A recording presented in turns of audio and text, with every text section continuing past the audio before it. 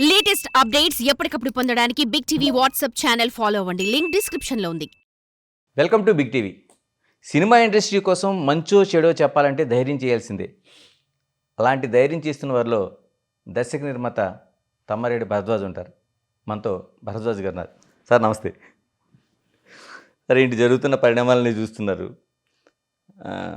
నేనంటుంది ఎందుకు సార్ అసలు సినిమా ఇండస్ట్రీలో ఏదైనా ఒక మంచి మాట చెప్పాలంటే, అంటే అది మీరు సీనియర్గా ఉన్నారు, దర్శకుడిగా చేశారు, నాన్నగారి దగ్గర నుంచి ఇండస్ట్రీలోన ఉన్న ఫ్యామిలీ మీది, ఏమి నిన్న కాక మొన్న వచ్చింది కాదు. ఒక మాట చెప్పాలంటే ఎందుకు మీతో వాళ్ళు అంత భయపడాల్సిన అవసరం ఏంటి, అంత ధైర్యం చేయాల్సిన అవసరం ఏంటి అసలు?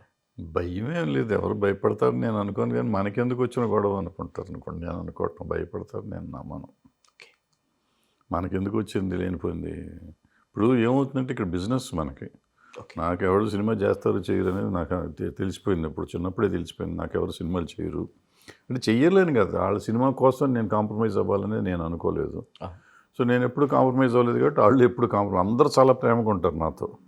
కానీ మీరు చూడండి, నాతో ఎవరో సినిమా చేయలే. డైరెక్టర్లు కానీ హీరోలు కానీ ఎవరు నాతో సినిమాలు చేయరంటే వాళ్ళ వేరియస్ రీజన్స్ అయ్యి. నేను డబ్బులు ఇవ్వనా, ఇస్తాను అందరికీ మొత్తం ఫుల్ అమౌంట్ ఇస్తాను రోజులు కూడా ఉన్నాయి. వాళ్ళు చేయరు అంటే వాళ్ళకి ఎందుకు వచ్చిన తర్వాత ఏదన్నా వస్తే అనే ఫీలింగ్ ఏంటో తెలియదు వాళ్ళకి. ఏదో సార్ అసలు ఎందుకంటే ఏదో మంచి సినిమాలు చేశారు, చిరంజీవి లాంటి హీరోలతో సినిమా ఎందుకులే దాని మీద డిస్కషన్ ఎందుకు, కానీ దాని ఇప్పుడు కాదు పాయింట్. సో నేను లాగానే ఉంటాను, నేను మారను కాబట్టి. సో నేను లాగానే కంటిన్యూ అవుతున్నా. మిగిలిన వాళ్ళకి ఏంటంటే పలానా వాళ్ళతో పని ఉంటుంది మనకి, ఎందుకు ఏది మాట్లాడినా తప్పు అవుతుంది కదా అనేది పాయింట్. అందుకు నేను దానికి చెప్తానికి చెప్పారు తప్ప వాళ్ళు డేట్లు ఇవ్వలేదు అనేది బాధ లేదు, నాకు ఇబ్బంది ఏం లేదు. అంటే 50 ఏళ్ళు అయిపోయింది, ఆల్మోస్ట్ చూస్తే 40 దాటింది. 40 ఏళ్ళ నుంచి నడిపిస్తాను ఉన్నాం. సో వాళ్ళు సపోర్ట్ చేసినా చెప్పాను, సపోర్ట్ చేశారు.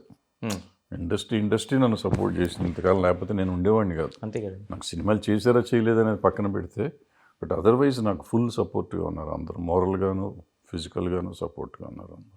సార్ బెనిఫిషియల్ కావచ్చు, లేకపోతే ప్రీమిషియల్ కావచ్చు, కొత్త ఏమి కాదు, అసలు చాలా కాలం నుంచి నడుస్తుంది. ఇప్పుడు తమ్మారెడ్డి భరద్వాజ్ గారు ఎందుకు పాయింట్అవుట్ చేస్తున్నారు, ఎందుకు దాన్ని ఒక వే కరెక్ట్ కాదని ఎందుకు చెప్పగలుగుతున్నారు? అంటే నేను ఇప్పుడు చెప్పట్లేదు, మొదటి నుంచి చెప్తున్నా. నేను ఎప్పుడూ అసలు మామూలుగా అసలు ఈ లేకుండా బ్లాక్లో అమ్మే రోజుల నుంచి చెప్తున్నా. మిడ్ నైట్ షోలు వేసి బ్లాక్లో అమ్మేవారు టికెట్లు, అప్పుడు నేను చెప్తున్నా ఇది పద్ధతి కాదు, వేయకూడదు. ఎందుకు రేట్లు పెంచుతారు మీరు, ఎందుకు బర్డెన్ చేస్తున్నారు, ఫ్యాన్స్ కదా వచ్చేది, వాళ్ళ మీద బర్డెన్ చేయొచ్చు. నేను దగ్గర 20 సంవత్సరాల నుంచి చెప్తాను ఈ మాట, నేను కొత్తగా చెప్పింది ఏం కాదు.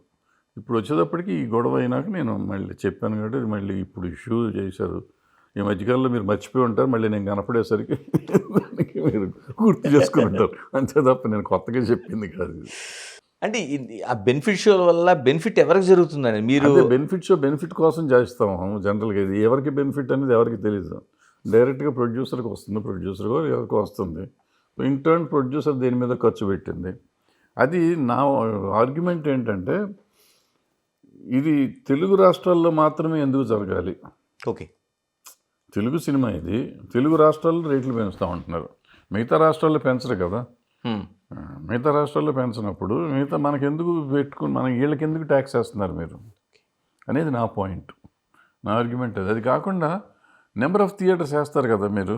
ఇప్పుడు నేను సినిమా చేస్తే మీరు నా అన్ని థియేటర్లు లేరు, వాళ్ళు సినిమా తీస్తే అన్ని థియేటర్లు వేస్తున్నారు కదా, ఆటోమేటిక్గా మీకు డబ్బులు ఎక్కువ వస్తాయి, ఎక్కువ ఫుడ్ ఫాల్స్ ఉంటాయి సినిమాకి. ఈ పెద్ద సినిమాలకి, చిన్న సినిమాలకి ఫుడ్ ఫాల్స్ తక్కువ ఉంటాయి. ఫుడ్ ఫాల్స్ తక్కువ ఉంటే నీకు రూపాయి టికెట్ ఉందనుకోండి, నాకు 1 కోటి మంది చూసాను అనుకోండి, రూపాయి టికెట్ అంటే 1 కోటి రూపాయలే కదా నాకు వచ్చేది. ఇదే నాకు వాళ్ళకేంటి ఉంది, వాళ్ళకి 4 కోట్ల మంది చూస్తారు కరెక్టే. అదే టైంలో నాకు 1 కోటి మంది చూసిన టైంలో వాళ్ళకి 4 కోట్లు 5 కోట్లు 10 కోట్లు కూడా చూడవచ్చు. సో 4 కోట్లు 5 కోట్లు 10 కోట్లు వెళ్తుంది వాళ్ళకి రెవెన్యూ. సో ఇంకా నీకు తేడా ఏంటి, ఇంకెందుకు పెంచుకుని తెచ్చుకుందామని ఎందుకు అనుకుంటున్నావు నువ్వు అనేది నా ఆర్గ్యుమెంట్. అంటే సినిమా వ్యయం పెరిగిపోతుంది, మాకు కాస్ట్ పెరుగుతుంది, 10 కోట్లు వస్తుందిగా, అంటే ఇంకా పెరుగుతుంది, మాకు అసలు రెమ్యునేషన్స్ వాటి ఇవ్వడంలో భారీ బడ్జెట్తో తీస్తున్నాం కాబట్టి. కరెక్టే, నేను కాదంటలా, దీన్ని కాదంటలా. మీకు 1200 థియేటర్లు 13,000 థియేటర్లు వేస్తే వస్తుంది కదా రెవెన్యూ, నీకు రేటు ప్రకారం వస్తుంది కదా రెవెన్యూ. ఈ తెలుగు రాష్ట్రాల్లో పెట్టినందువల్ల మీకు ఎంత తేడా వస్తుంది? 20,000, 20 కోట్ల, 30 కోట్ల, 50 కోట్ల, 100 కోట్ల, మ్యాక్సిమం 100 కోట్లు మ్యాక్సిమం. ఓకే. మ్యాక్సిమం వచ్చేది. 100 కోట్లు తెలుగు రాష్ట్రాల్లో వచ్చింది అంటే అది 1000 కోట్ల పైన చేస్తుంది సినిమా. ఓకే. మీకు 500 కోట్ల మించి మీరు సినిమా జరగదు. ఈ 100 కోట్లు తీస్తే 900 కోట్లు వస్తుంది. 900 కోట్లు అంటే నీ 500 కోట్ల పోతే 400 కోట్ల లాభం వస్తుందిగా. అవును. ఇంక ఈ 100 కోట్ల కోసం తెలుగు ప్రేక్షకులను ఎందుకు ట్యాక్స్ చేస్తావు అనేది నా పాయింట్. ఓకే. వచ్చే 100 కోట్లే కదా. అవును. 300 కోట్ల ప్రాఫిట్ వస్తే చాలదా? హ్మ్. 400 వస్తే చాలదా? 500 అవ్వాలా రూలా? ఏమన్నా ఉందా? ఆ 500 కూడా 100 కోట్లు ఇక్కడ ట్యాక్స్ వేయాలా నువ్వు? ఇప్పుడు అదనం ఇంతకుముందు ఏంటంటే మన తెలుగులోనే ఉండేది గతంలో. ఇప్పుడు మనకి హిందీ అయింది, డబ్బింగ్ అయింది, తమిళ్ అయింది, మలయాళం అయింది, కన్నడం అయింది, ఓవర్సీస్ వచ్చింది, చచ్చినంత స్పాన్ పెరిగింది. ఇదే ప్రపంచం అంతా ఆడుతున్నప్పుడు నీకు డబ్బులు వస్తున్నాయి కదా. ఇంకా ఎందుకు ఈ 100 కోట్ల కక్కుర్తి అనేది నా పాయింట్. అది కూడా తెలుగు ప్రజల మీద ఎందుకు వేయాల్సిన అవసరం? అది ఇక్కడే మనం ప్రేక్షకుల్ని ఆదరించే ప్రేక్షకులు, నీ ఫ్యాన్స్ వీళ్ళ మీద పడతాను. ఖచ్చితంగా. వాళ్ళే కదా 10 సార్లు చూసేది. అవును సార్. రెమ్యునేషన్ కోసం చాలా వరకు గతం నుంచి కూడా చర్చలు జరుగుతూ ఉన్నాయి. అంటే అది ఒక పోటీలాగా, అంటే తీసుకునేది రెమ్యునేషన్ లాగా కాకుండా వాళ్ళెంత తీసుకున్నారు మేమెంత తీసుకోవాలంత ఒక పోటీ జరుగుతూ ఉంది. తీసుకున్నారు, వాళ్ళ సినిమాలు సేల్ అవుతున్నాయి కాబట్టి తీసుకుంటున్నారు. ఆ తీసుకున్నాక మళ్ళీ దీనికోసం ప్రయత్నం చేయొద్దు అంటాను నేను. ఓకే. మరి బెనిఫిషియల్ అని ఇదని జనాన్ని మీద ట్యాక్స్లు వేయొద్దు అంటాను నేను. తీసుకోండి, నేను అప్పుడైనా ప్రాఫిట్లోనే ఉంటారు కదా. అంటే ఒక రేస్ అనిపించట్లేదు దాంట్లో 25% ఆఫ్ ది రెవెన్యూ తీసేసుకోండి అంటున్నా. టోటల్ రెవెన్యూ, ప్రాఫిట్లో కాదు, టోటల్ రెవెన్యూలో. ఓకే. ఇప్పుడు 1000 కోట్లు చేసిన అనుకుంటే 250 కోట్లు వచ్చేస్తాను స్ట్రైట్ నీకు. 500 కోట్లు చేసిన 150 కోట్లు స్ట్రైట్ వచ్చేస్తాను. ఇట్లా పెట్టుకోండి. 100 కోట్లు చేస్తే 10 కోట్లు హీరోకి వచ్చేస్తుంది స్ట్రైట్గా. 25 కోట్లు సారీ. అట్లా తీసుకోండి, శుభ్రంగా తీసేసుకోరాదా అన్నా నేను. జరిగే పనులు కాదు, నాకు ఉచిత సలహాలు పడేస్తాను. మందేమైంది, మంది కాదు కదా. ముడ్డినిది కాదు కాబట్టి కాశీ దాకా దాకమన్నారంట. మనం ఏదైనా చెప్పచ్చు, వాళ్ళకి తెలుస్తుంది వాళ్ళ కష్టం ఏంటో. అంటే కదా సార్, ఒకప్పుడు 100 రోజులు ఆడిందా, లేకపోతే 200 రోజులు ఆడిందా, 350 రోజులు ఆడిందా అనేది ఒక పెద్ద ఇది ఉండేది. ఇప్పుడు అలా కాకుండా ఎన్ని కోట్ల రూపాయలు రెమ్యునేషన్ తీసుకుంటున్నారు, ఒక రేస్ జరుగుతుంది. ఇది ఇండస్ట్రీలో ఒక ఆరోగ్యకరమైన పోటీలాగా అనుకోవాలా? కాదని అదే కదా నేను చెప్పింది. నన్ను గోలంతా అదే కదా, నా బాధ అంతా అదే కదా. ఇప్పుడు మనం మంచి సినిమా, ఇప్పుడు రామారావు నాగేశ్వర గారు పోటీలు ఉండేది. నేను యాక్ట్ చేసిన సినిమా గొప్పదా, ఆయన యాక్ట్ చేసిన సినిమా గొప్పదా అని ఉండేది. 100 రోజులు ఆడిందనేది ఫ్యాన్స్ కొట్టుకున్నా, మా ఓడు రావణాసురుడు వేసాడు చంపేశాడు అంటే, మా ఓడు ధర్మదాతలో చేశాడు, ముసలాశం వేసాడు చంపేశాడు అని వీళ్ళు, అదే విప్పరనారాయణ వేసాడు చంపేశాడు అని ఇట్లా నాగేశ్వరరావు రామారావు ఆ పెర్ఫార్మెన్స్ల మీద పోట్లాడుకునేవారు, లేదా మ్యూజిక్ మీద పోట్లాడుకునేవారు, డ్యాన్సుల మీద పోట్లాడుకునేవారు. ఇప్పుడు దేని మీద పోట్లాడుతున్నాం? డబ్బుల మీద పోట్లాడుతున్నాం. ఆ డబ్బులు ఎవరి? మళ్ళీ మనయ్య. ఖచ్చితంగా మనం తగలేసుకుని మనం పోట్లాడుకుంటున్నాం. ఎక్కడ ఏం పులిస్టా పడే అవకాశం కనిపిస్తుందండి మీకు? అంటే యాజ్ లాంగ్ యాజ్ నాకు అభిమానం ఉన్నంతకాలం నేను ఎంత ఉన్నా కానీ ఎంత పెట్టినా భరించి వెళ్తాను. నేను దొంగతనం చేస్తున్నానా, అప్పు తీసుకుంటున్నానా, అడుక్కుంటున్నానా సంబంధం లేదు. బెగ్ బార్ ఓర్ స్టీల్ ఏదైనా చేసి తీసుకుని సినిమా చూడాల్సిందే నాకు, ఎంత పెట్టినా కానీ. ఆ తర్వాత నాకు ఎంత బర్డెన్ అవుతుంది అనేది నేను అనేది అంతే. మనం ఆలోచిద్దాం. లాభం మనకు వస్తుంది కదా, మనం ఆలోచిద్దాం. వాడి మీద బర్డెన్ చేయొద్దు. మన అభిమానించే వాళ్ళని మనకు హింస పెట్టొద్దు అనేది నా పాయింట్. అంటే మీరు అన్నట్టు ఎవరిదో మేము తీసుకుంటున్నాం వాళ్ళు ఇస్తున్నారు అనేది కాకుండా ఎక్కడో చోట ఒక బ్రేక్ పాయింట్ ఉండాలి కదా సార్. ఎందుకంటే మనకి ఒక వస్తువుని ఇంత అమ్మాలి అనేది అనుకునేటప్పుడు ఎక్కడో చోట ఒక బ్రేక్ పెట్టారు కదా, ఎంఆర్పీ కావచ్చు. రామారావు నాగేశ్వర అంటే ఇండస్ట్రీని గురించి ఆలోచించి మాకు ఇంత వస్తే మనకు వర్కౌట్ అవ్వదు, వద్దు అనుకుని వాళ్ళు రేట్ ఫిక్స్ చేసుకున్నారు. ఇప్పుడంటే ఎలా వేరే అయిపోయింది, పెరిగిపోయింది. 4-5 ప్రొడక్షన్ హౌస్ మీదే సినిమాలు ఇండస్ట్రీ నడుస్తుంది. అవును. సో వాళ్ళకి పోటీలు ఉన్నప్పుడు ఆటోమేటిక్గా ఆల్మోస్ట్ హీరోలు అందరూ పార్ట్నర్స్ లాగా ఉంటున్నారు సినిమాల్లో. సో సరిపోతుంది, మనం ఏం చేయలేము దాన్ని. ఇలాంటి పుష్ప 2 ఘటన అంతా చూస్తున్నారు మీరు, సంజయ్ థియేటర్ దగ్గర నుంచి ఇదంతా జరుగుతున్నది. ఎలా చూడాల్సిన అవసరం ఉందండి ఇలాంటి ఇష్యూస్ని?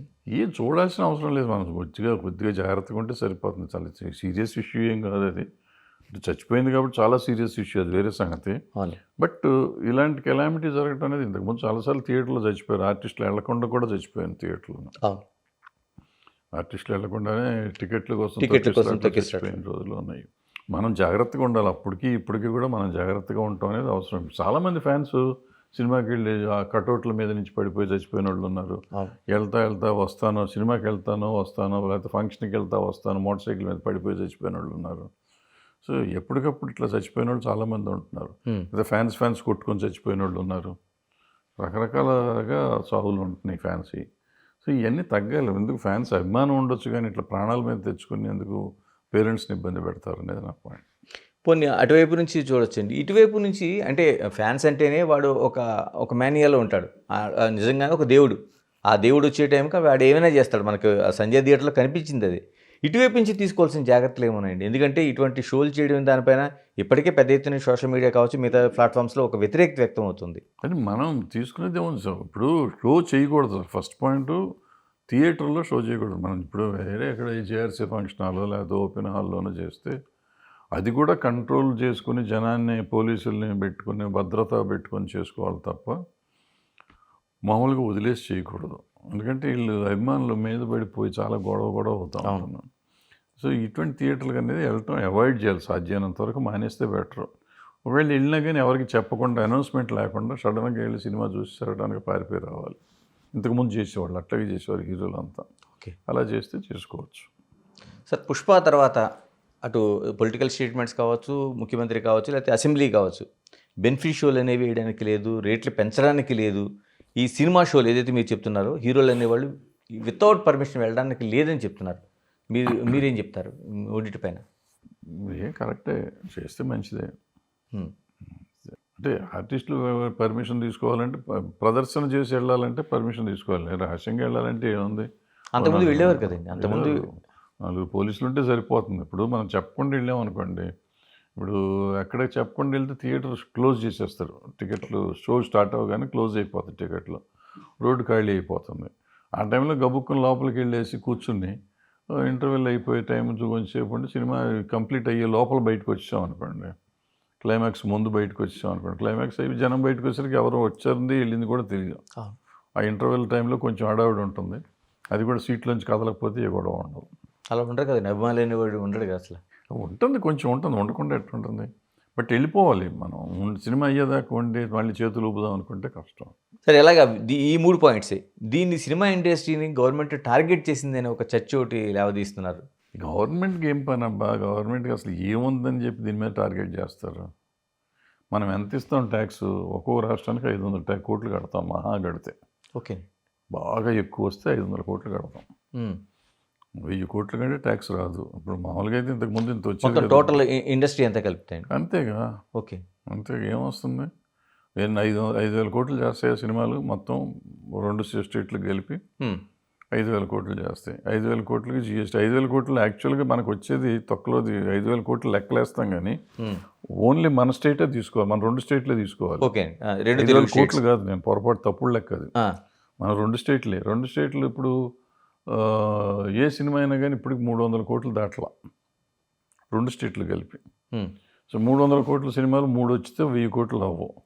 మిగిలిన సినిమాలు అన్నీ కలిపితే 100 కోట్లు 200 కోట్లు దాటి అవ్వవు. అంటే 1000, 1,200 కోట్లు, 1,500 కోట్లు దాటి సినిమాలు చేయవు తెలుగు సినిమాలు.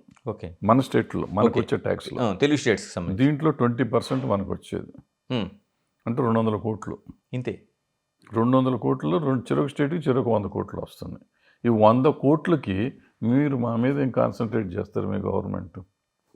వాళ్ళకి ఎందుకు ఈ 100 కోట్లు? ఎంత లక్షల కోట్లు వాళ్ళు చేసేది. 1,00,000 కోట్లు, 2,00,000 కోట్ల బడ్జెట్ ఒక్కొక్క స్టేట్కి. 2,00,000 కోట్లు, ఈ 100 కోట్ల గురించి కాన్సన్ట్రేట్ చేసి టైం వేస్ట్ చేస్తారు ఎవరన్నా? ఎవరు చేయరు. అంటే ఇప్పుడు పెట్టిన కేసులు కూడా అలాగే చూస్తున్నారు కదా. అంటే మన దృష్టి అట్లా ఉంటుంది. మనకి వాళ్ళకేముంటుంది? ఇప్పుడు నేనున్నానండి, నేను చాలా గొప్పవాడిని నేను అనుకుంటున్నాను, నా మీద మీరు పగబట్టారని నేను అనుకుంటున్నాను. నేను అనుకుంటే దానికి నేను బడ్జెట్ కానీ మీరు కాదుగా. మీకేముంది? చట్టం తన పని తను చేసుకుపోతుంది, ఏం జరగాలో జరుగుతుంది అంటున్నారు మీరు. దాన్ని మీరు తప్పు అంటే నేను ఎట్లా అంటాను? పగబట్టారంటే నేను ఎట్లా కుదురుతుంది? కుదరదు. తమ్మారెడ్డి భరద్వాజ్ గారు లాంటి ఆలోచన మిగతా వాళ్ళు ఎందుకు చేయటం లేదు? ఇండస్ట్రీలో పెద్దలు అనుకుంటారు చాలామంది కూడా, చట్టం తన పని తాను చేసుకుపోతుంది అనేది ఎందుకు చెప్పలేకపోతున్నారు సార్? ఎందుకు చెప్పలేకపోతున్నారు? నిన్న ఇప్పుడు పొద్దున చూశాను నేను ఆ లిస్టులో. నేను ఎవరో అడిగారు 11వ నెంబర్ కదా ఎందుకు వస్తుందని. 10 మంది థియేటర్ ఓనర్స్, ఫస్ట్ 10 మెంబర్స్. అవును, అంటే ఒకటే పార్ట్. అంటే అక్యూజ్ నెంబర్ 1 అవుతారు, వీళ్ళు అక్యూజ్ నెంబర్ 2 అవుతాడు ఈయన. లెక్క ప్రకారం. ఎందుకంటే వాళ్ళంతా కలిపి ఒక పార్టీ, అవును, థియేటర్ ఒక అంతా పార్టీ, కలిపి అవును. ఒక పార్టీ అందరూ కదా. ఆ పార్ట్నర్సే అందరూ. 10 మంది పార్ట్నర్సే కాబట్టి ఒక పార్టీ అది. అవును. నెంబర్ 2 ఈయన అవుతాడు. సో నెంబర్ 2 కింద వచ్చినట్టు లెక్కేసుకోవాలి అది. ఓకే, A2 కింద వచ్చినట్టే. అంతే, నెంబర్ 2 ఏ 11 కింద నెంబర్గా వస్తే 11 అయ్యారు వాళ్ళు 10 మంది పార్ట్నర్లు కాబట్టి. సో ఇట్లా సింపుల్గా మనం ఆలోచిస్తే ఉంటుంది. ఏముంటుంది, ఆ కేసు వెళ్తారు వస్తారు, అది బెయిల్ వస్తుంది, మామూలు. అది 2 రోజులు ఉండాల్సి వస్తే ఉండాల్సి రావచ్చు. సో ఇవన్నీ మనం తీసుకునే విధానాన్ని బట్టి ఉంటాయి, సింపుల్గా తీసుకోవాల్సిందే. ఎందుకు కాంప్లికేట్ అయింది సార్? ఎందుకంటే అసెంబ్లీలో సైతం చర్చ జరిగింది, మళ్ళీ అల్లు అర్జున్ దాన్ని ఏదైనా కానీ మా అసెంబ్లీలో చర్చించాల్సినంత విషయం కూడా కాదు ఇది. చర్చించాల్సి వచ్చింది, ఎందుకు వచ్చిందో తెలియదు. వచ్చినాక సీఎం గారు అంత తీవ్రంగా స్పందించాల్సిన అవసరం లేదు, క్యాజువల్గా చెప్పవచ్చు, లేదు జరిగింది, దాని చట్టం దాని పని చేసుకుపోతుందని ఆయన వదిలేయచ్చు. బట్ ఆయనకి గెలికారు, ఎవరో గెలికారు. సో ఆయన కొంచెం సీరియస్గా చెప్పాల్సిన పరిస్థితి వచ్చింది. ఆ చెప్పినాక మళ్ళీ దాని మీద రిపర్కేషన్స్ ఇవన్నీ వచ్చినాయి. ఈ రిపర్కేషన్స్ని మళ్ళీ ఎవరో, ఇవేమైందంటే ఇక్కడ మేజర్గా సోషల్ మీడియా నాలాంటి వాళ్ళు, ఖాళీగా ఉన్న వాళ్ళు చాలామంది ఉన్నాం, చాలా ఛానల్స్ పెట్టేసుకున్నాం. పెట్టేసుకుని మన నోటికి వచ్చింది మనం మాట్లాడుతూ ఉంటాం. ఇప్పుడు మనకేం పోయింది, మనకి సోషల్ రెస్పాన్సిబిలిటీ మనకు లేదు. ముఖ్యమంత్రి గారు పగబట్టాడు పలానా వాడి మీద, లేదా పలానా హీరో పలానా ముఖ్యమంత్రి మీద పగబట్టాడు, సినిమాలో జరిగిన సీను ముఖ్యమంత్రి చేసి దింపేస్తాడు, ఇటువంటివన్నీ పెట్టేసుకుంటుంటారు. ముఖ్యమంత్రి సినిమాలో లాగా కాకుండా రియల్ హీరోలాగా ఈయన చంపేస్తాడు, ఈయన రియల్ హీరోలాగా ఆయన్ని చంపేస్తాడని మనం పెట్టేస్తున్నాం. ఇక్కడ కటింగ్, అక్కడ కటింగ్, అక్కడ కటింగ్, సినిమాలో కొట్టినట్టు ఏడాపెడా కొడతా అంటే ఇటు వీళ్ళకి కడుపు మండుతుంది, అటు వాళ్ళకి కడుపు మండుతుంది. వీళ్ళు చేయిస్తున్నారు. యాక్చువల్గా వాళ్ళ ఎవరికి మనకు సంబంధం లేదు. మన యూట్యూబ్ ఛానల్స్ ఉన్న వాళ్ళు ఎవళ్ళకి ఇటు ముఖ్యమంత్రి గారితో కానీ అటు అల్లు అర్జున్ గారితో కానీ సంబంధం ఉన్నవాళ్ళు ఎవరు లేరు. నాకు తెలిసి ఎవరు మాట్లాడిన వాళ్ళు కూడా ఉండకపోవచ్చు మెజారిటీ. కానీ అన్ని ఛానల్లోకి వెళ్ళో లేకపోతే వాళ్ళ ఛానల్లోనో కూర్చుని ఏం జరిగిందని మీ పోటీ అడిగితే చక్కగా నేనే చూసినట్టు మాట్లాడుతుంటా. ముఖ్యమంత్రి గారు తాండూటి చేస్తే అల్లు అర్జున్ గారు, ఎవరయ్యా నీకు చూసావా నువ్వు, నీకు తెలుసా, ఈయన తెలుసా, ఆయన తెలుసా, ఎప్పుడన్నా మాట్లాడారా, ఏముండదు. క్రిస్టల్ క్లియర్గా జరిగింది చెప్పేసి వీళ్ళు చూసినట్టు చెప్తూ ఉంటారు. సో దాంతో ఏమవుతుంది, ఎవళ్ళకాళ్ళు అంటే ఛానల్స్ కూడా ఏ పార్టీకి ఆ పార్టీ లాగా ఉంటాయి కదా. సో వాళ్ళు లేనిపోని అన్నీ పెరిగిపోతున్నాయి. మనం సాధ్యమైనంత వరకు ఛానల్గా ఉన్న మన సోషల్ రెస్పాన్సిబిలిటీ ఏంటంటే ఏ సమస్య వచ్చినా పరిష్కరిస్తానికో లేకపోతే దాన్ని సమస్య తగ్గిస్తానికి ట్రై చేయాలి, అగ్నిలో ఆజ్యం పోస్తానికి ట్రై చేయకూడదు. బట్ అన్ఫార్చునేట్గా ఇది జరగట్లేదు. సార్, మీ ఫాదర్ తమ్మారెడ్డి గారి దగ్గర నుంచి ఇలాంటి వివాదాలు రావటం, పరిష్కరించుకోవడం, దాసనారాయణ గారు తర్వాత మీరు కూడా ఆ పాత్రలో చాలా వరకు మీరు చేసి ఉన్నాయి. ఇప్పుడంటే మీరు మామూలుగా పరిమితమయ్యారు, కానీ ఒకప్పుడు ఇవన్నీ చూసిన వాళ్ళే. ఎందుకు సార్ సినిమా ఇండస్ట్రీ ఎంతో కేవలం కొన్ని ఘటనలో మాత్రమే స్పందిస్తుంది, మిగతా సమస్యల్లో పరిష్కరించలేకపోతుంది పెద్దలు, సినిమా పెద్దలకు ఇప్పుడు అనుకుంటున్న వాళ్ళు? వీళ్ళు పరిష్కారం చేయకపోవడం అనేది ఏం లేదు, ప్రతిదానికి పరిష్కారం ఉంటుంది. ఇప్పుడు కొంతమంది దీనికి వచ్చారు దానికి ఎందుకు రాలేదు అంటారు. మాకు సంబంధించిన వరకే మేము వస్తాం. ఇప్పుడు ప్రతిదానికి మనం స్పందించాల్సిన అవసరం లేదు. సినిమా ఇండస్ట్రీలో ఉన్న వాళ్ళ కోసం మనం స్పందిస్తాం. పక్కన వాళ్ళ కోసం ఎందుకు స్పందించలేదు, అప్పుడు ఎందుకు స్పందించలేదు, ఇప్పుడు ఎందుకు స్పందించలేదు చాలామంది అడుగుతూ ఉంటారు. ఎప్పుడు అవసరమైతే అప్పుడు స్పందిస్తారు. నాకు మీరు పరిచయం అండి, మీకు ఏదైనా జరిగితే నేను గబుక్కుని స్పందిస్తాను. అదే అతను నాకు పరిచయం లేదు, అతనికి ఏదో జరిగితే అయ్యిందో అనుకుంటాను తప్ప నేను వెంటనే స్పందించను. మీరు వచ్చి ఏమయ్యా అప్పుడు కెమెరాకి వచ్చాడు కదా, నువ్వు ఎందుకు రాలేదంటే నేనేం చెప్తాను, అతను ఎవరో కూడా నాకు గుర్తు తెలియదు కదా. కెమెరామెన్ నాతో పనిచేశాడు, మీరు వచ్చి మీతో పాటు వచ్చాడని తెలుసు తప్ప నాకు ఎవరో తెలీదు. నేను ఎందుకు రాలేదంటే నేనేం చెప్తాను దానికి. సో ఇవన్నీ అనవసరం. ఇప్పుడు ఇదేమైంది, సడన్గా ముఖ్యమంత్రి గారు అన్నారు, గబగబా అందరం బయలుదేరుతాం, ఇది ఒక ఏలమెర్రి. ఇవన్నీ విచిత్రంగా ఉన్నాయి, చూస్తా అంటే కొంచెం తమాషా. ఇలా నిన్న జరిగిన మీటింగ్ని మీరు చూశారు, ఏమనిపించిందండి మీటింగ్ సారాంశంలో? అసలు ఇంతమంది అంటే దాంట్లో కూడా ఒక ఇది, కొందరిని ఎందుకు పిలవలేదో అర్థం కాలేదు, కొందరిని ఎందుకు పిలిచారో కూడా అర్థం కాలేదు. పిలవటం ఏముందండి, ఇప్పుడు ఆయన ముఖ్యమంత్రి గారిని కలుస్తానికి చైర్మన్ గారు అడిగారు, టైం అడిగారు, ఆయన ఇచ్చారు. చైర్మన్ గారికి ఇష్టమైన వాళ్ళందరినీ పిలుచుకున్నారు, తెలిసిన వాళ్ళను ఇష్టమైన వాళ్ళను వాటెవర్, ఆయన సినిమా ఇండస్ట్రీ అనుకున్న వాళ్ళందరినీ పిలిచాడు ఆయన. దాంట్లో ఏముంది, ఇంకా ఎందుకు పిలవలేదు అంటానికి మనం ఎవరు అడుగుతానికి. మరి ఇంకేముందండి, ఇప్పుడు ఫిల్మ్ డెవలప్మెంట్ కార్పొరేషన్ చైర్మన్గా ఆయన దిల్ రాజు గారు పిలిచింది అనుకోవాలా, లేకపోతే సినిమా ఇండస్ట్రీ అంతా కలిపి ఒక ఇష్యూని పరిష్కరించుకోవడానికి వెళ్ళినట్టు చైర్మన్ గారు పిలిచినాడు. చైర్మన్ గారు ఎవరిని పిలిస్తాడు వచ్చారు అంతే అనుకోండి. నాకు తెలిసినంత వరకు అంత విన్నంత వరకు నేను అంత. మరి సినిమా ఇండస్ట్రీ అంతా ఒక రిప్రజెంటేషన్ లాగా అంతా దానికి చెప్పారు కదండి మొత్తం సినిమా అంటే మీకు తెలియాల్సిన విషయం ఏంటంటే సినిమా ఇండస్ట్రీ అంటే ఎవరు? దగ్గర దగ్గర 300 సినిమాలు జరుగుతాయి ప్రతి సంవత్సరం. ప్రతి ప్రొడ్యూసరు సినిమా ఇండస్ట్రీ అంటే ఇప్పుడు మనకు 1000-2000 మంది ఉంటారు. వాళ్ళందరినీ మనం పిలవలేం. పనిచేసేవాళ్ళు మా వర్కర్స్ దగ్గర దగ్గర 30-40 వేల మంది ఉంటారు. వాళ్ళని పిలవలేం. సో ఈ ఆర్టిస్టులు కానీ టెక్నీషియన్స్ కానీ మిగిలిన వాళ్ళు చేస్తే ఇంకా వాళ్ళు ఇంకా ఉంటారు. ఎవరిని పిలవాలి? అందుకని ఇప్పుడు ఏమైంది, మా కౌన్సిల్లో నుంచి కూడా విడిపోయి ఏంటి ఓకే ఫెడరేషన్ లాగా కాదు సినిమా ప్రొడ్యూసర్ కౌన్సిల్ నుంచి వాళ్ళు విడిపోయి కాదు, వాళ్ళు సపరేట్గా ఇంకోటి పెట్టుకున్నారు, ఒక వ్యవస్థ పెట్టుకున్నారు. పెట్టుకుని అంటే రన్నింగ్ ప్రొడ్యూసర్స్ అంతా దాంట్లో ఉంటారు. సో ఇవాళ ఈ గత 2-3 ఏళ్ళుగా లైమ్ లైట్లో ఉన్నవాళ్ళు, గత 2-3 ఏళ్ళుగా ఉన్నవాళ్ళు అంతా కలిసి ఒక యూనిట్ చేసుకుని వాళ్ళే పబ్లిసిటీ చేసుకోవటం అన్నీ వాళ్ళు కలిసి పెట్టుకున్నారు అన్నమాట. నేను అనుకోవటం దానికి చైర్మన్ దిల్ రాజు గారు. ఓకే దానికి కూడా ఇప్పుడు ఉన్నారో లేదో తెలీదు, ఒకప్పుడు ఆయనే దాన్ని ఆయన బ్రెయిన్ చేయలేదు. సో వాళ్ళందరినీ పిలిచారు. ఇప్పుడు అక్కడ ఉన్న వాళ్ళంతా మెజారిటీ ఇప్పుడు running producers, running directors except Raghavendra Rao గారు. మిగిలిన వాళ్ళంతా రాఘవేంద్రరావు గారు కూడా ప్రొడ్యూసర్గా దాంట్లో ఉన్నారు. ఓకే డైరెక్టర్గా కాకుండా ప్రొడ్యూసర్గా ఆ గ్రూప్లో ఉన్నారు ఆయన. సో ఆ గ్రూప్ నుంచి అందరినీ పిలిచారు. సో వాళ్ళే రన్నింగ్ ప్రొడ్యూసర్లే, వాళ్ళ లీడర్స్ ఆఫ్ ది ఇండస్ట్రీ వాళ్ళే ఒక రకంగా చెప్పాలంటే. అందులో మీకు తెలిసిన వాళ్ళు ఉండొచ్చు, తెలిసిన వాళ్ళు ఉండకపోవచ్చు, బట్ వాళ్ళు రన్నింగ్లో ఉన్నారు సినిమాలు. వాళ్ళ సక్సెస్ఫుల్ పేర్లన్నీ అందులో ఉన్నాయి.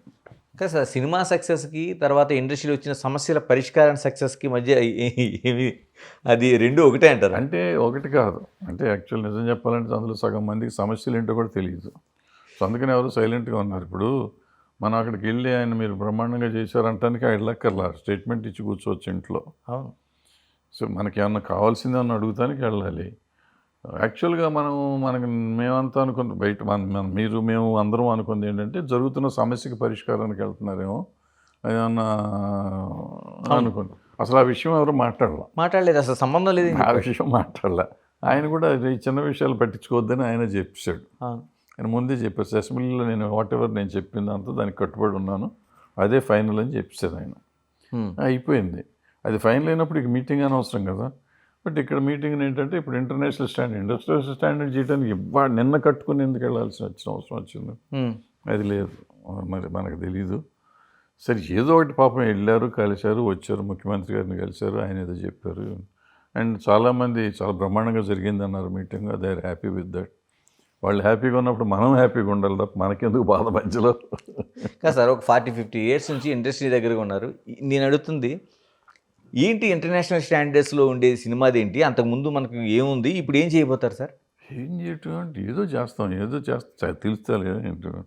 ఇప్పుడు మొన్న బాహుబలి తీసాం, మొన్న కల్కి తీసాం, ఇప్పుడు ఇంటర్నేషనల్ స్టాండర్డ్స్లో వచ్చాం కదా. మా RRR తీసాం, ఆస్కార్ దాకా వెళ్ళాం. సో ఇవన్నీ ఇంటర్నేషనల్ స్టాండర్డ్సే కదా. అంతకుముందు మనం ఇక్కడ ఆంధ్రదేశం దాటి కర్ణాటక దాటి బార్డర్ దాటలేదు మనం. ఇప్పుడు తమిళనాడుకు వెళ్ళి తమిళనాడు ఇంతకుముందు ఉండేవాళ్ళం, మధ్యలో ఇప్పుడు మళ్ళీ వచ్చాం. హిందీ బెల్ట్ ఇప్పుడు వెళ్తున్నాం. పుష్ప అసలు ఎంత చేసిన హిందీ సినిమాల రికార్డులు అన్నీ బ్రేక్ చేసేసింది. డబ్బింగ్ సినిమా అయ్యుండి హిందీ సినిమా ఇంతవరకు ఏ సినిమా చేయనంత దానికి ఎక్కువ చేసింది. సో మనం స్టాండర్డ్ అమెరికాలో కూడా అట్లాగే చేస్తుంది అది. సో రికార్డులు బ్రేక్ చేస్తున్నాం కదా. ఇంటర్నేషనల్ స్టాండర్డ్ అంటే అంతే. అది ఇంకా పెరగాలి, ఇంకా యూరోప్లో కూడా రావాలి, లండన్లో కూడా రావాలి, ఇంగ్లాండ్లో కూడా రావాలి, ఆస్ట్రేలియాలో రావాలి, ప్రపంచం అంతా రావాలి. అంటే సినిమా క్వాలిటీ కాదు మనకి, అంటే సినిమా క్వాలిటీ అయితేనే వాళ్ళంతా చూస్తారనేది. క్వాలిటీ లేకపోతే వాళ్ళు చూస్తారా అంటే క్వాలిటీ. ఇప్పుడు మనకి 250 సినిమాలు ఇందాక చెప్పినట్టు అవుతున్నాయి. 30-40 సినిమాలే కదా ఇక్కడ ఆడినా, అక్కడ ఆడినా కానీ బయటికి వెళ్ళేది. మొత్తం అన్ని సినిమాలు వెళ్ళట్లా. సో ది స్టాండర్డ్ ఉన్న ఫిలిమ్సే బయటికి వెళ్తాయి, అన్ని సినిమాలు వెళ్ళవు. సో అదే ఇంటర్నేషనల్ స్టాండర్డ్ అనేది. సార్ ఇంటర్నేషనల్ స్టాండర్డ్స్ అంటే అది గ్రాఫిక్సా లేకపోతే గ్రాఫిక్స్ అంటే అవసరమైతే గ్రాఫిక్స్, లేకపోతే కథాంశమా సార్? సార్ కథాంశమే ఫస్ట్. కథాంశం గ్రాఫిక్స్తో కూడిన కథాంశమా, ఫ్యామిలీతో కూడిన కథాంశమా, హాస్యంతో కూడిన కథాంశమా, ఇది యాక్షన్తో కూడిన కథాంశమా అని ఉంటాయి, రకరకాలు ఉంటాయి. సైంటిఫిక్ కథాంశమా, దేనికి అవసరమైన గ్రాఫిక్స్ అది చేస్తామా, అది మనం ప్రజెంట్ చేసే విధానం ఇంటర్నేషనల్ స్టాండర్డ్లో ఉందా లేదా, అంటే కెమెరా వర్క్ కానీ, ఎడిటింగ్ కానీ, మ్యూజిక్ కానీ, అంటే ఏదో చుట్టేసినట్టు ఉందా, లేకపోతే మనకి ఆ స్టాండర్డ్లో ఉందా, రియాలిటీకి దగ్గరగా ఉందా, రకరకాలు. ఒకటి రియలిస్టిక్ సినిమాలు అవ్వచ్చు, ఒకటం నార్మల్గా అసలు మనం ఊహించనేది జరిగే సినిమాలు అవ్వచ్చు, ఇంకోటి సైంటిఫిక్స్ కొత్తగా ఉండొచ్చు, ఆలోచించి ఉండొచ్చు. అలాంటివన్నీ మనం వాళ్ళ స్టాండర్డ్లో తీస్తున్నామా లేదా. అంటే దానికి ముఖ్యమంత్రి గారితో సమావేశం జరగాల్సిన అవసరం ఉందా అంటారు? ముఖ్యమంత్రి గారు అంటే మీరు మాకు సపోర్ట్ చేయండి చేస్తా అన్నారు, అయిపోయింది కదా, సింపుల్, ఒక మాటలో అయిపోయింది అది. సార్ ఇక్కడ సినిమాకి సంబంధించింది మన పాన్ ఇండియా సినిమాలు తీస్తున్నాం, ఎందుకు సార్ హిందీలో కలెక్షన్స్ ఆ విధంగా పెరుగుతున్నాయి? అంటే ఇక్కడ నార్మల్గా వస్తున్న సినిమాలకు కూడా హిందీలోన, అంటే అంతకుముందు మీరు ఎప్పుడైనా చూసారు సార్ ఈ హిందీలోన ఈ విధంగా కలెక్షన్స్ మనకు పెరగడం అనేది? లేదు, ఈ మధ్యకాలంలోనే పెరిగింది. ఎందుకు సార్ అది ఆ కథాంశం ఎందుకని వాళ్ళు అంత కనెక్ట్ అవుతున్నారండి మనకి? అంటే మనకి హిందీలో మీకు ఈ డాకు సినిమాలు, గీకు సినిమాలు బాగా ఎక్కువ ఉండే గతంలో. షోలే దగ్గర నుంచి షోలే కానీ, డాకు సినిమా, మేరా గాంవ్ మేరా దేశ్, అటువంటి సినిమాలు అన్నీ విపరీతం కలెక్ట్ చేస్తుండే. మంగళ డాకు, టొంగల్ డాకు, ఏదో డాకు, ఈ డాకు, ఆ డాకు అని చాలా సినిమాలు అండి. అది మధ్యలో పోయింది, మధ్యలో పోయి సాఫిస్టికేటెడ్ సినిమాలు వచ్చినాయి. సో ఇప్పుడు ఈ పర్టికులర్ సినిమా వచ్చేటప్పటికి మళ్ళీ ఉంది, అది రూరల్ అర్బన్ అంతా మీకు ఆ సినిమాలు ఎక్కువ చూస్తారు. మొన్న చూడండి, మొన్న గదర్ అని ఒక సినిమా వచ్చింది, గదర్ 2, అది విపరీతంగా చేసింది. స్త్రీ 2 అని ఒకటి వచ్చింది, అవును, అది దగ్గర దగ్గర ఇట్టాగే చేసింది, అది టాప్ లిస్ట్లో ఉంది. అది మాసెస్కి అట్రాక్ట్ చేసి, మన విఠలాచార్య గారి సినిమా లాగా ఉంటుంది అది. అవును, స్త్రీ 2. బుల్బులయ్య 2 3 ఒకటి వచ్చింది, అది ఇట్లాగే ఉంటుంది, అది కొంచెం అది చేసింది, బాగా చేసింది. సో అక్కడ ఏంటంటే మళ్ళీ మాస్ సినిమాలు చూడటం మొదలెట్టారు. ఇది అవుట్ అండ్ అవుట్ మాస్, మనకంటే మనకి ఇది మామూలు సినిమాలాగా ఉండేది, అందుకని మన కలెక్షన్ తక్కువ ఉంది. వాళ్ళకి ఇది అసలు విపరీతంగా ఎక్కేసింది, ఆ డబ్బింగ్ గిబ్బింగ్ చూసేసరికి ఎక్స్ట్రాడినరీగా ఉంది అది. వాళ్ళ స్టాండర్డ్లో వాళ్ళకి కావాల్సిన మసాలా మొత్తం ఉంది. ఆ మసాలా చూసేసరికి అసలు అతిగా అదే పెరిగిపోయింది, విపరీతంగా చేసేసింది డబ్బులు. అంటే ఇక్కడ కలెక్షన్స్ కంటే అక్కడ మొత్తం 4 ఇంతలు 3 ఇంతలు ఉంది. సార్ ఒక్కసారి నేను వెనక్కి వస్తాను. ఇప్పుడు నిజంగా ఇటువంటి సమస్యలు వచ్చేటప్పుడు ఫిల్మ్ ఛాంబర్ ఉంది మనకి, తర్వాత ఎఫ్డిసి ఇప్పుడు ఎలాగా ఉన్నారు, అంటే ఏది ముందు ప్రయాణం చేయాలి, ఏది వెనక్కి చేయాలి, ఇప్పుడు ఒక చర్చ ఒకటి ప్రారంభమైంది. అసలు ఏంటంటే సమస్య వచ్చినప్పుడు ఏం చేయాల్సిన అవసరం ఉంది? అంటే ఫిల్మ్ ఛాంబర్ పాత్ర ఏంటి? సమస్యలు ఏదైనా ఫిల్మ్ ఛాంబర్లో సాల్వ్ అయిపోతాయి. గవర్నమెంట్తో సమస్యలు అంటే ఎఫ్డిసి కోఆర్డినేట్ చేస్తుంది. నాకు తెలిసి గవర్నమెంట్తో ఏ సమస్యలు లేవు, మనకి ఉన్న ఈ సమస్యలు ఉన్నాయి, కానీ ఆ సమస్యల గురించి నిన్న ఎవరో మాట్లాడలేదు. నిన్న మాట్లాడలేదు. పైగా సమస్యల కోసం వెళ్ళినట్టు కూడా లేదు. సమస్యల కోసం వెళ్ళాలంటే ఛాంబర్లో మీటింగ్లో పెట్టి ఛాంబర్లో నుంచి ఓ రెజల్యూషన్ తీసుకుని వెళ్ళాలి అక్కడికి, ధర్మంగా అయితే. అటువంటిది ఏమీ చేయలేదు. కౌన్సిల్లో కూడా చేయాలి, మూవీ ఆర్టిస్ట్ అసోసియేషన్లో కూడా చేయాలి. చేయాలనుకుంటే అన్ని చోట్ల చేసుకుని అందరినీ కలుపుకొని వెళ్ళాలి. వర్కర్స్ ఫెడరేషను అంటే ఇండస్ట్రీ సమస్యలు అనుకుంటే, లేదనుకుంటే ఇదేంటంటే ఇప్పుడు సినిమా నిర్మాతలు కానీ వాళ్ళ ఆర్టిస్టులకు కానీ ఉన్న సమస్యలు అనుకున్నారు, రన్నింగ్ ప్రొడ్యూసర్లు అనుకున్నారు, ఏదో వాట్ ఎవర్ అనుకున్నారు, రన్నింగ్లో ఉన్న వాళ్ళు అనుకున్నారు, వాళ్ళు వెళ్ళారు. తప్పేం లేదు దాంట్లో. ఎందుకంటే నేను ఇండస్ట్రీ అని నేను చెప్తాను, 40 ఏళ్ళ నుంచి ఉన్నాను నేను, 15 ఏళ్ళ నుంచి 12 ఏళ్ళ నుంచి సినిమాలు తీయట్లా. నాకు ఏం తెలిసి వచ్చు అక్కడ, నన్ను పిలవలేదని నేను ఇక్కడ కూర్చుని అన్ని పుల్లలు పెట్టి చెడగొడతాను తప్ప మనం చేసేది ఏముంది.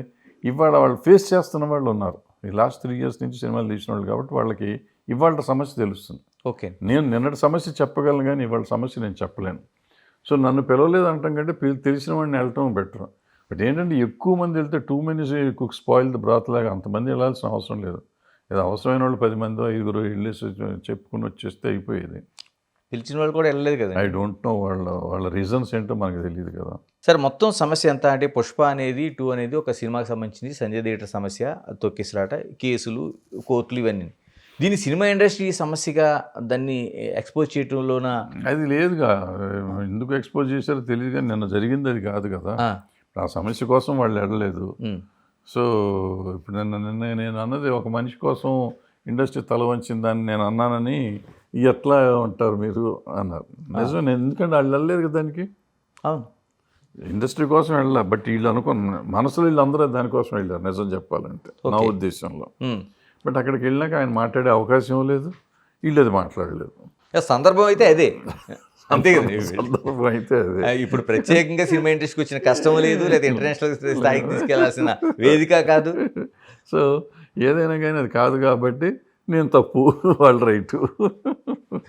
ఆయన ఏమీ చేయలేదు, ఆయన వల్ల అయింది కాదు ఇది. మామూలుగా జనరల్గా ఇండస్ట్రీ వెళ్ళాల్సి వచ్చింది, ముఖ్యమంత్రి గారిని కలిసి వచ్చారు, అంత సింపుల్. సరే, ఇలా జరిగితే పుష్ప ఘటన నేపథ్యంలో సినిమా ఇండస్ట్రీ తరలిపోతుంది అనేది ఒక బ్లాక్ మెయిలింగ్ లాంటిది ఒక వాయిస్ వినిపిస్తున్నాయి.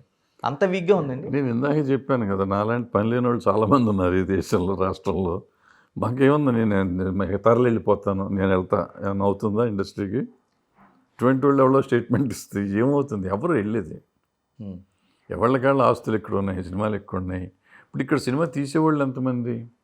అందరూ బయటికి వెళ్ళి తీసుకుంటున్నారు, అట్లా వెళ్ళి తీస్తారేమో. దీనిండి ఎవరు వెళ్తారు? వెళ్ళమనండి, నష్టం ఉంది. మేము హైదరాబాద్కి రావడానికి 40 ఏళ్ళు పట్టింది ఇండస్ట్రీ రావడానికి, మద్రాసు నుంచి రావడానికి. ఇంత కష్టపడితే వచ్చింది ఇక్కడికి.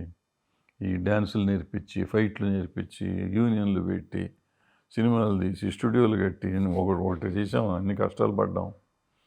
సో అంత ఈజీ ఏం కాదు. ఇప్పుడు స్టూడియోలు కట్టక్కర్లేదు, ఇంతకు ముందులో టెక్నాలజీ మారిపోయింది కాబట్టి అంత లేదు. బట్ ఓవర్ నైట్ వెళ్ళిపోవచ్చు, వెళ్ళి చేయాలంటే. బట్ ఓవర్ నైట్ ఎవరు వెళ్తారు? ఎందుకు వదిలిపెట్టి వెళ్తారు? ఏం అవసరం ఉంది? ఏమైనా కొట్టారా, తిట్టారా? నన్ను ఏం జరిగింది ఇక్కడ? సరే, సినిమా ఇండస్ట్రీ కోసం నేను ఏదో చేయాలి, ఎక్కడికో తీసుకెళ్ళాలి అనుకునే ప్రయత్నం చేస్తుంటే, ఇప్పుడు నా పైన వ్యక్తిగత హననం కావచ్చు, లేకపోతే ఈ పర్సనల్ టార్గెట్ కావచ్చు నాకు అవుతుందని అల్లు అర్జున్ బాధపడ్డారు ఒక ప్రెస్ కాన్ఫరెన్స్లో. నిజంగా అలాంటి పరిస్థితులు ఉంటాయండి? అంటే ఒక వ్యక్తి ముందుకు వెళ్తుంటే, ఒక ఇండస్ట్రీని ముందుకు తీసుకెళ్ళాలి. అన్ని మిస్అండర్స్టాండింగ్స్ ఇవన్నీ నేను అనేది మీకు మిస్అండర్స్టాండింగ్సే. ఆయన అనుకోవటం కరెక్ట్ కాదు, ఆయన అనుకోవటం ఏది కరెక్ట్ కాదు. ఇప్పుడు వ్యక్తిగతంగా నేను నిన్న చెప్పాను, నా వీడియోలో కూడా చెప్పాను. ఆయన చెప్పింది నేను ఇందాక చెప్పినట్టు, వాళ్ళ రామారావు గారి సినిమాలు చెప్తే 100 సినిమాలు చెప్పొచ్చు. 100, 100, 300, 200 చేశారు, 200 చేసినట్టున్నారు ఆయన. అందులో ఒక 15, 20, 30 సినిమాల పేర్లు చెప్పొచ్చు మనం. ఆయన అద్భుతమైన పెర్ఫార్మెన్స్ చేశాను. నాగేశ్వర గారు 100 సినిమాల పైన ఉంటే ఆయనకి చెప్పొచ్చు. కృష్ణ గారికి కూడా 2-3 సినిమాలు చెప్పొచ్చు. సోమన్ బాబు గారికి 3-4 చెప్పొచ్చు. చిరంజీవి గారికి స్వయం కృషి లాంటివి చెప్పొచ్చు. బాలకృష్ణ గారికి కొన్ని చెప్పొచ్చు. వీళ్ళకి వచ్చేటప్పటికి ఏం సినిమాలు చెప్తాం? కరెక్ట్. నువ్వు వేసిన వేరియేషన్ ఎక్కడ ఉంటాను? అఫ్కోర్స్ పాపం అల్లు అర్జున్ అనే అతను కానీ, ఎన్టీఆర్ అనే ఆయన కానీ చాలా కష్టపడతారు ఆర్టిస్టులుగా. ఆ సినిమాలో కథ ఏముంది అనేది దానికంటే వీళ్ళు ఆ క్యారెక్టర్ని నిలబెట్టుకోవటానికి వీళ్ళు నిజంగా చాలా కష్టపడి వాళ్ళు ఈ స్టేజ్కి వచ్చారు వాళ్ళు. అయితే దానివల్ల మనకు వచ్చేదేం లేదు. ఇవాళ భారతదేశంలో ఎన్టీ రామారావు గారిని ఇవాళకి మర్చిపోకుండా అంటే ఆయన పెర్ఫార్మెన్సెస్ వల్ల. కరెక్ట్. ఆయన పోయే ఆల్రెడీ 30 ఏళ్ళు అయిపోయింది. 30 ఏళ్ళకి కూడా ఇంకా ఆయన గురించే మాట్లాడుతున్నాం, ఆయన పెర్ఫార్మెన్స్ గురించి మాట్లాడుతున్నాం అంటే ఆ సినిమాలు లెవెల్కి ఎక్కడికి వెళ్తున్నాం? ఆ సినిమాల్లో ఉన్న ఇది మంచి కానీ చెడు కానీ ఏదైనా ఎక్కడ ఉంది? ఆ ధైర్యం ఎక్కడ ఉంది? కారణం ఎక్కడ సార్? నటుల్లో ఉందా, దర్శకుల్లో ఉందా, లేదా నిర్మాతల్లో ఉందా? నటుల్లోనే ఉంది. నిజంగా చెప్పాలంటే నటుల్లోనే ఉంది. వాళ్ళు అంటే ధైర్యం చాలసం. రామారావు అంటే మనదే ఉంది, ప్రొడ్యూసర్ గారు వచ్చారు, వారి కథ ఉంటే చేసేద్దాం మనం. నేను కథ వినేసి ఓకే చేసుకోండి అనేవారు. మీకు నమ్మకుంటే చేయండి అనేవాడు ఆయన. వింటాం వినేవారు కానీ మీకు నమ్మకుంటే చేయండి అనేవారు. ఓకే, అంత ఓపెన్గా అట్లా చేశారు సినిమాలు. సో వీళ్ళకి అట్ట కాదు, వీళ్ళు నమ్మాలి, వీళ్ళకి ఒప్పుకోవాలి, వీళ్ళ సెక్రటరీలు ఒప్పుకోవాలి, వీళ్ళ పక్కన వాళ్ళు ఒప్పుకోవాలి, ఇంట్లో వాళ్ళు ఒప్పుకోవాలి, ఇంకెవాళ్ళు ఒప్పుకోవాలి. ఇట్లా రకరకాలుగా ఉంటాయి దానికి. ప్లస్ పక్కన టెక్నీషియన్లు అందరూ ఉండాలి, ఊరంతా ఉండాలి, ప్రపంచం అంతా ఉండాలి, ఉంటే వీళ్ళు చేయొచ్చు. దాంతో ఏమవుతుందిగా రొటీన్ సినిమాలు వస్తూ ఉంటాయి. ఆ వేరియేషన్ కోసం వీళ్ళు ట్రై చేయరు, ఉన్న దాంట్లో చేద్దామని ట్రై చేస్తూ ఉంటారు. ఏముంటుంది, ఈ జుట్టు తీసి ఇట్టేస్తారు, లేకపోతే ఇటు పక్కేస్తారు. మారిపోయింది, అంతా మార్చేసాం. లేదా గెడ్డం వేస్తారు, గెడ్డం వేసి గెడ్డంలో పెట్టి గెటప్ వచ్చి కొత్త గెటప్. దీనికోసం ఉన్న ఫారినర్ని తెస్తారు, వాడు $1,00,000 తీసుకుని పోతాడు. వాడు ఏమంటే కిట్ కటింగ్ చేశాడు తాడు జుట్టు. అవును సార్. చివరిగా చెప్పండి, పుష్ప ఈ ఇష్యూకి సంబంధించి తిరుగుతుంది కాబట్టి దీన్ని ఫుల్ స్టాప్ పడాలంటే భవిష్యత్తులో జరగకుండా ఇటువంటి ఘటనలు ఫుల్ స్టాప్ పడిపోయిందండి. పుష్ప సమస్య లేదు. ఫస్ట్ మీరు మర్చిపోండి దాని గురించి. పుష్ప సమస్య లేదు. ఆ కోర్టు గొడవలు ఏముంటాయి నడుస్తాయి, నడుస్తుంది. అది నడుస్తుంది. దాన్ని అది ఆ చట్టం దాని పని చేసుకుపోతుంది. అది ఏం జరగాలంటే జరుగుతుంది. దాని గురించి ఇష్యూ లేదు, ఇక ఓకే. అయిపోయింది. నేను నెక్స్ట్ ఏం చెప్పాలి? భవిష్యత్తులో ఇది జరగకుండా ఉండాలంటే భవిష్యత్తులో జరగకుండా ఉండాలంటే అందరు హీరోలు, అందరు థియేటర్లు, అందరూ అభిమానులు, ఈవెన్ తల్లిదండ్రులు అందరూ జాగ్రత్తగా ఉండాలి. ఇది ప్రతి వాళ్ళకి. ఇప్పుడు మనం అనవసరంగా అల్లు అర్జున్ ఒక్కడే బాధ్యుడు అని అంటున్నాం. నేను కూడా అనలా ఆ మాట. అందరూ హీరోలు ఉండరు. నేను అంతకుముందు వీడియో పెట్టాను, నిన్న వీడియో పెట్టాను. అంతకుముందు వీడియోలో చెప్పాను నేను. చెప్పిందే చెప్తే పాసిపళ్ళ దాసరి అవుతుందని చెప్పి నిన్న మళ్ళీ చెప్పలా. సో చెప్పేటప్పుడు అల్లు అర్జున్ బాధ్యుడు అవుతాడు కదా అనేది మొన్న అన్నదే మళ్ళీ నిన్న కూడా అన్నాం. ఇది ఇప్పుడు ఏమో చాలామంది అనుకుంటున్నారు అల్లు అర్జున్ ఒక్కడనే బాధ్యుని చేశాను. అల్లు అర్జున్ ఒక్కడు థియేటర్ వాళ్ళు బాధ్యులు, ఫ్యాన్స్ బాధ్యులు, తల్లిదండ్రుల బాధ్యులు. పర్టికులర్ చిన్న పిల్లల్ని తీసుకుని తల్లిదండ్రులు రావటం వాళ్ళు కూడా బాధ్యులే. వచ్చిన అల్లు అర్జున్ బాధ్యుడే. అల్లు అర్జున్ని ప్రేరేపించిన వాళ్ళు, ఇలా పిచ్చి పనులు చేయమని ప్రేరేపించిన వాళ్ళు బాధ్యులే. పిఆర్ పబ్లిసిటీ చేసిన వాళ్ళు బాధ్యులే. మరి రండి అల్లు అర్జున్ గారు వస్తున్నారని చెప్పి వాట్సాప్ మెసేజ్లు పెట్టిన వాళ్ళు ఉన్నారు కదా, వాళ్ళు బాధ్యులే. ఈ రోడ్ షో చేయమని చెప్పిన వాళ్ళు బాధ్యులే. ఇవన్నీ అందరూ బాధ్యులే. ఇది జరుగుతుందని తెలుసు కదా, ఇటువంటివి జరుగుతాయని తెలుసు కదా. అది అందుకని ఇవన్నీ జరగకుండా ఆపాలి. 100% ఆపాలి.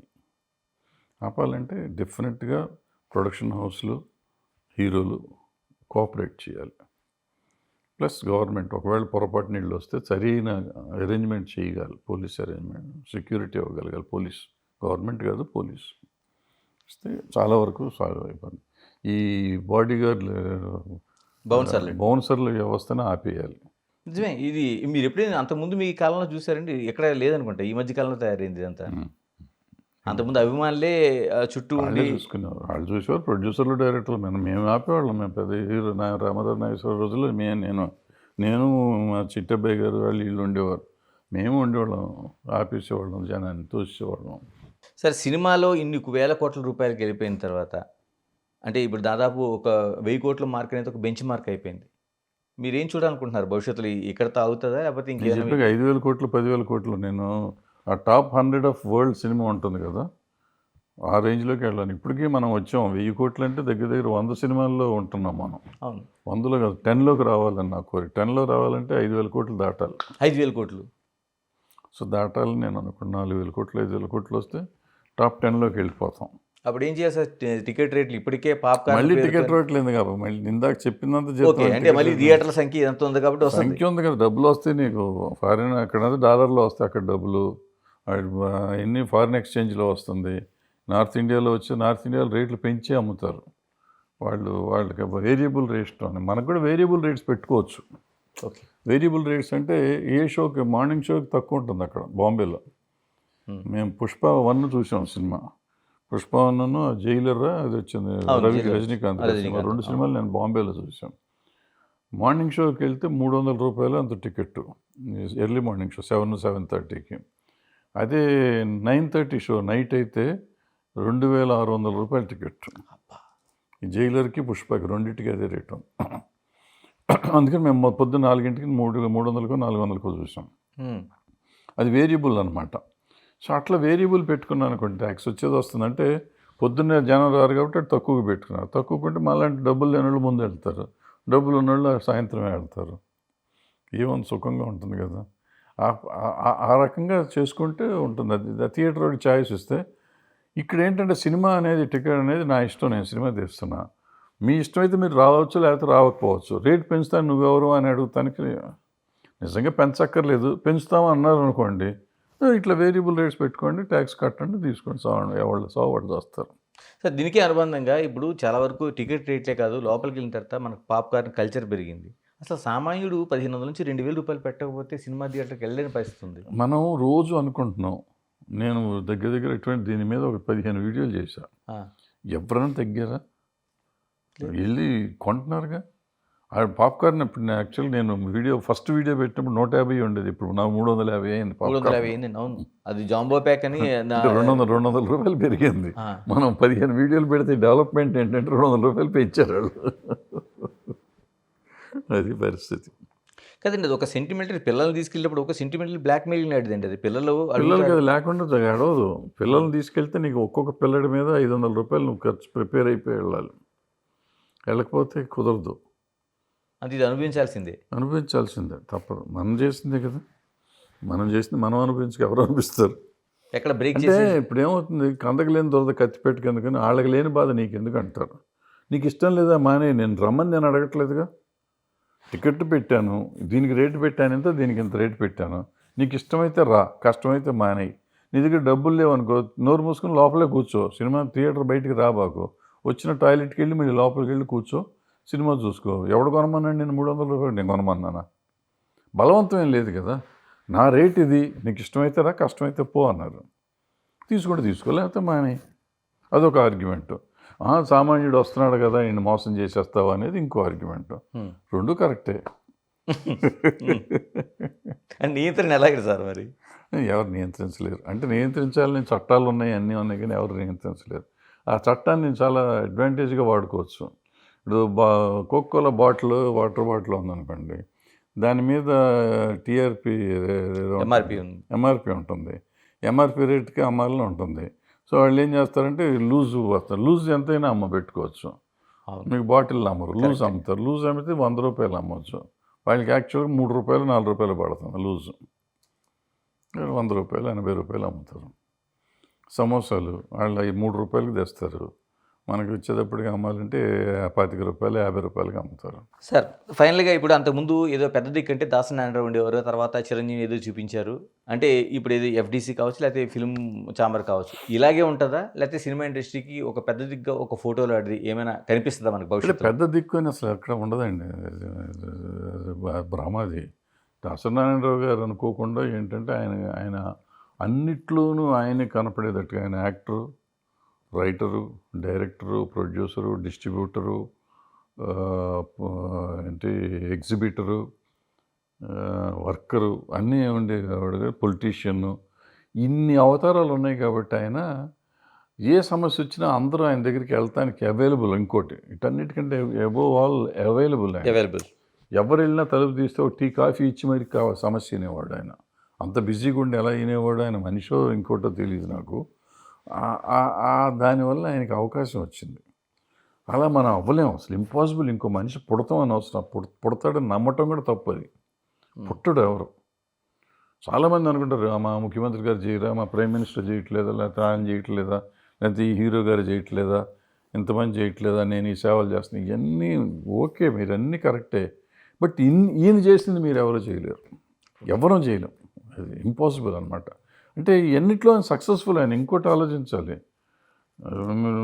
నాలాంటి వాళ్ళు ఎవరైనా చేసి ఉండొచ్చు, ఒకళ్ళిద్దరు చేస్తే కొన్ని చేసి ఉండొచ్చు, కొంతవరకు 50% 25% చేసి ఉండొచ్చు.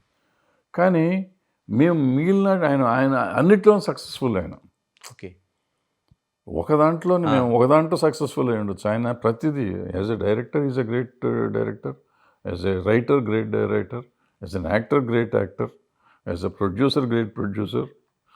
ఏది చెప్తే డిస్ట్రిబ్యూటర్ పెద్ద డిస్ట్రిబ్యూటర్, చివరికి పత్రికాధిపతిగా పెద్ద పత్రికాధిపతి, లిరిసిస్ట్గా కూడా, లిరిసిస్ట్గా ఆయనే ఉన్నాడు, డైలాగ్ రైటర్గా ఆయనే ఉన్నాడు. ఆయన ఏది కాదు, ఒక మ్యూజిక్ డైరెక్టర్ ఒకటే కాదు, ఆయన పాడలేదు, మ్యూజిక్ చేయలేదు, మిగిలిన అన్నీ చేసాడు ఆయన. సో ఆయనతో మనం కంపేర్ చేయలేం. అందుకని ఆయనకి అవకాశం వచ్చింది, ఆ అవకాశం మనకు రాదు. ఇంకొకటి మీరు పెద్దగా అనుకోవాల్సింది, ఇప్పుడు మనం మామూలుగా పలానా వాళ్ళు ఉండొచ్చు కదా, పలానా వాళ్ళు చేయొచ్చు కదా అంటారు. It's practically not possible to spend time for them. వచ్చే వాళ్ళ కాఫీలు టీలు ఇవ్వాలి, ఎంత అవుతుందో తెలుసా? భోజనాలు పెట్టాలి, ఎంత అవుతుందో తెలుసా? అసలు ఇంట్లో ప్లేస్ ఉండాలి, అంతమందిని అకామిడేట్ చేస్తానికి, వాళ్ళకి ఎన్ని ఇస్తానికి. నెల అయ్యేటప్పటికి ఆ బిల్లు ఎవరు కడతారు? ఆయన కట్టి భరించాడు పాపం. ఎవరు భరించి పెట్టుకోగలిగే వాళ్ళు ఎవరు ఉంటారు? ఇవన్నీ జరిగే పనులు కాదు. ఊరికి పెద్దలేడా అంటారు. మీ సమయం పోయింది, ఓ డైలాగే కదా, పెద్దలేడా. పెద్ద అవ్వాలంటే పెద్ద అయినందుకు ఆయన ఎంత అనుభవించాడో నాకు తెలుసు. ఆయన ఎంతెంత డబ్బులు అయ్యో తెలుసు. ఆయన రోజు నెలకి ఎంతమందికి డబ్బులు ఇచ్చేవాడో నాకు తెలుసు. అవన్నీ ఎక్కడి నుంచి వస్తాయి? ఆయన పెద్ద అన్నారు. ఆ పెద్ద మొత్తం ఉన్నది ఉంచుకున్నదంతా కరిగిపోయింది. ఆయన గురించి ఎంతో చెప్తారు, అన్ని లక్షల కోట్లు ఉంటాయి, ఇన్ని వేల కోట్లు ఉంటాయి అంటారు. అల్టిమేట్గా ఆయన పోయినప్పుడు ఎంత ఉందో లెక్క నాకు తెలుసు. ఇక్కడ ఏమీ లేదు. ఆ పిల్లలకి ఏమొచ్చింది, 3 పిల్లలకి ఇంత ఉంటుంది. అది వాళ్ళు ఏ కామన్ మ్యాన్కైనా వచ్చినంత వచ్చింది వాట వాళ్ళకి, ఇంకంతకంటే తక్కువ వచ్చింది. ఏముంది ఇవన్నీ పెట్టుకుని పెద్ద పెద్ద పేరు తప్ప ఏముంది ఆయనకి. అంటే ఫినాన్షియల్గా డిఫరెంట్గా ఈ రోజుగా ఆయన గురించి మనం మాట్లాడుతున్నామంటే ఆయన సాధించనిది లేదు, సాధించింది ఎంతో ఉంది. సార్ మీరు అటువైపు నుంచి చెప్పారు, నేనేమంటానంటే ఆయన చెప్తే వినేవాళ్ళు ఉండేటోళ్ళు, ఇప్పుడు చెప్తే వినేటోళ్ళు ఉన్నారండి. వింటాను కదా, ముందు దొరికేవాళ్ళు లేరు. ఇప్పుడు ఆయనకు ఫోన్ చేస్తే ఎత్తేవారు, మనకు ఫోన్ చేస్తే ఎవరు ఎత్తరు కదా, వినేవాళ్లే కదా. ఇప్పుడు అంతకు ముందుకి ఇప్పటికి ఏంటంటే, ముందు ఈ కొత్త టెక్నాలజీ వచ్చినాక, కార్వాన్లు సెల్ ఫోన్లు వచ్చినాక, టెక్నాలజీ మారిపోయినాక ఎవళ్ళకాళ్ళు సపరేట్ అయిపోయారు. ఒకళ్ళకి మానవ సంబంధాలు లేవు, మానవ సంబంధాలు మొత్తం తెగిపోయినాయి. సో మీకు ఆ కాంటాక్ట్స్ లేవు. పలానా హీరోని కలవాలంటే పలానా హీరోకి ఎవరు సెక్రటరీ ఉన్నారండి, ఆయనకి ఫోన్ చేయండి అంటారు. ఇప్పుడు దాసనారాయణరావు గారి స్టాండర్డ్కి ఆయన సెక్రటరీకి ఫోన్ చేసి మాట్లాడలేడుగా. సో ఆయన డైరెక్ట్గా హీరోకే మాట్లాడాలి. సో హీరోకి నెంబర్ మాట్లాడరండి ఆయన అంటారు. అది దాసనారాయణరావు గారు కాబట్టి ఎవడ చెప్పేది, ఫోన్ నెంబర్ అని చెప్పి ఆయన కొట్టేవాడు. మనం చేస్తే ఎత్తరుగా, దాసనారాయణరావు నెంబర్ కాబట్టి అక్కడ ఫీడ్ అయ్యి ఉంటుంది కాబట్టి ఎత్తారు. మన నెంబర్ ఫీడ్ అయ్యి ఉన్నా కానీ ఎత్తరాళ్ళు. థ్యాంక్ యూ వరదాస్ గారు, థ్యాంక్ యూ వెరీ మచ్. ఇది టోటల్గా సినిమా ఇండస్ట్రీకి సంబంధించిన అనేక సమస్యలు పరిష్కారం అనేది అదొక నడుస్తూ ఉండే చరిత్ర. రెండోది పుష్పక్ సినిమా సంబంధించి అది అయిపోయింది, ఆ సమస్యకు సంబంధించింది. ఇక చట్టం తన పని తాను చేసుకుపోతుంది. మరోవైపు ఇండస్ట్రీలో జరుగుతున్న పరిణామాలకి, అంటే వస్తున్న కథలు కావచ్చు, లేకపోతే నిర్మాణం కావచ్చు, ఇవన్నిటికీ కీలకంగా ఆ చిత్ర హీరోని వాళ్ళ జాగ్రత్తలు తీసుకుంటే గతంలో ఉండే ఏదైతే పరిణామాలు అనుకుంటున్నామో, ఒక క్వాలిటీ అనుకుంటున్నామో, అవన్నీ చూసే అవకాశం ఉంటుంది. Keep watching Big TV. This is Ganesh. For more videos like this, subscribe Big TV channel.